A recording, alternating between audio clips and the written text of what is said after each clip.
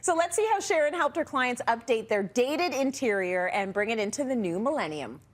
This house was built in the late 80s when the style was lots of rooms, lots of different flooring, and a lot of different paint colors. Now the new homeowners are doing a huge renovation. They're going to take out some walls, really open up the space, and I am so excited to help them with paint colors. This home feels completely different than the one I walked into a few months ago. Taking down the walls really transformed the space, and having the consistent flooring really laid the foundation for a much more harmonious color palette.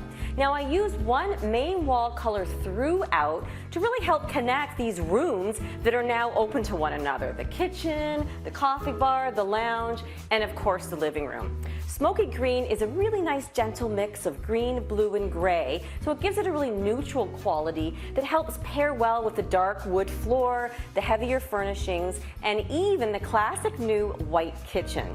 Now it's always important to balance and repeat, so I was inspired by the white kitchen cabinets and used steam, a nice white, to lighten things up on the ceiling, the trim, and also where we painted out the original brick fireplace.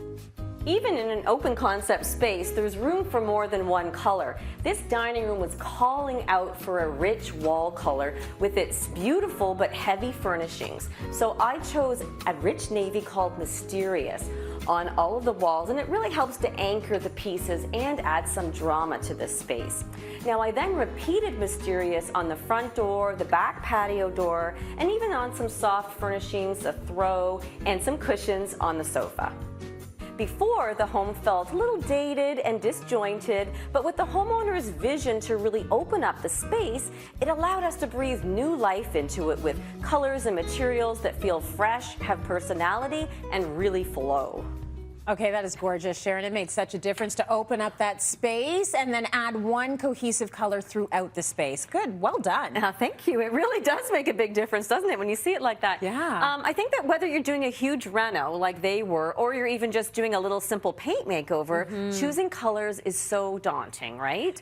It is, and you know that I know it is because I lean on you quite a bit for choosing a color palette. So you've got some guidelines that are going to help me and the viewers. And your first one is to understand your space. What do you mean by that? Okay, so understanding the space might sound a little obvious, but you have to think about when is a space being used, who's using it, what time of day is it being used, and most importantly, what is actually in the space, like what's staying there. So you really want to take an assessment of all of those things. And in this case, the homeowners had their existing leather sofa. Okay. They had new flooring, which we saw made a huge difference. Yeah. There was a new accent with the quartz countertop, so that's like a nice dark accent. They had the white kitchen cabinet, so that's going to make a difference. They had their existing brick, which we had to contend with for a while, and then the area rug. So that was also something that that sort of we started with. So you want to think about all of those elements, and then you want to think about the mood. Like, this is the fun part, right? How do you want to feel when you go into that room? Yes. Are there colors that you really like or that you dislike? You know, you love that yellow. Do you want to live with it in your space? You got to think about those things.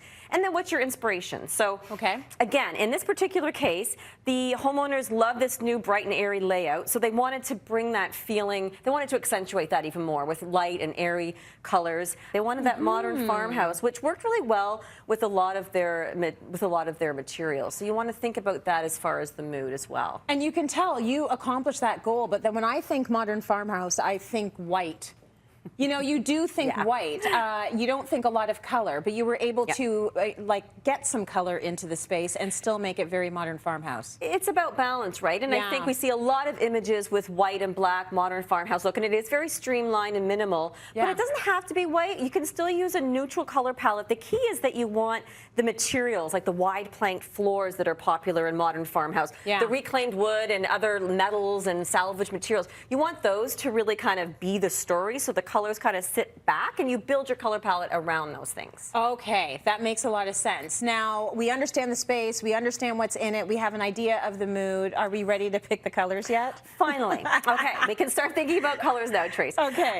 But you know what? You really want to think about everything together. So I like to give some parameters, not rules, but parameters. So I like to suggest up to 5 colors in a room. And this is sort of a good guideline, right? Yeah. But then you got to go back to those fixed elements that are in the room that we were talking about. And each of those counts as a color. Okay. Okay, so you want to think about each of those elements in the color, and this is where you want to start building like a sample board. Yes. And it's not just for designers, homeowners should do this too. So Okay. sort of build your sample board with what you have and think about them all as having color. So we know that we have this beautiful leather sofa and the flooring. They're kind of similar, so we'll just give them one color for now. Yeah. And then we have the overall counter material, right? Like it's kind of got a lot of black in it, but a gray, so we've got a color in there too, Iron Mountain. We have our rug, which is kind of feeling like a natural linen tone, like it's sort of It's like a taupey warm color there. Exactly, exactly. And then of course we had our beautiful white kitchen cabinets, which was really important for them to have. So again, we've got all of these elements, they've all got these colors, and then of course we had the brick and some accents of black. Okay. So you want to think from these pieces, where can you start to pick paint colors? So to me, all of these are pretty much neutral. The sofa, the area rug had a lot of really beautiful colors. So we didn't want white, gray, or beige. That was one thing they wanted to kind of change because they had darker colors before. They wanted a bit of color. So I looked to the rug and thought, you know what, we can pull some of the cooler tones out of that rug. And this is smoky green. So that worked out really nicely. It's not gray, but it's got enough of a muted feel to it that it'll work for the wall. So this is where you look at everything you have and think about how you can tweak it. One of these things are not like the other. Exactly. Exactly. So what do you take out? Well, the brick. I know you can paint brick. Work. So as soon as we painted it, look at that. Now it all works together. Right? Beautiful. So you've got some browns, you've got like a little touch of the gray-green happening, you've got the darker black, and then you've got white. Yes. And now it works, now we're there. I think this is a great tip, and I think it's amazing that you found the paint to match the thing. Well, isn't it easier than carrying this around in your purse when you're looking for other materials, right? So it's important. Carry around a Fendic if you can, even if you're not Sharon Grech. You can get one. Absolutely. So next is apply the palette. Right? So now you think about all the painted surfaces in the house. So you've got the ceiling, the walls, the trim, the doors, sometimes the fireplace. Maybe you've want an accent color somewhere. So this is when, again, you look at all of your materials and you think, okay, we painted that fireplace steam. I was inspired by the cabinet, so we're going to use that for the ceiling and the trim. It doesn't have to be white, but because I've got this beautiful smoky green color, which is a nice fresh color for the walls, I thought steam would be perfect to kind of bring that overall onto the ceiling and trim. We've got our wall color. We don't need any more of this color because we've got a lot of that in the finishes. So now thinking about an accent, they wanted an accent color. And that dining room was a perfect place to do it. As much as I love the dark in here, I want to keep that as an accent. So I didn't want to use Iron Mountain as sort of a color, paint color accent. So this is where you can be creative. I pulled out some colors from Benjamin Moore's 2022 color trends.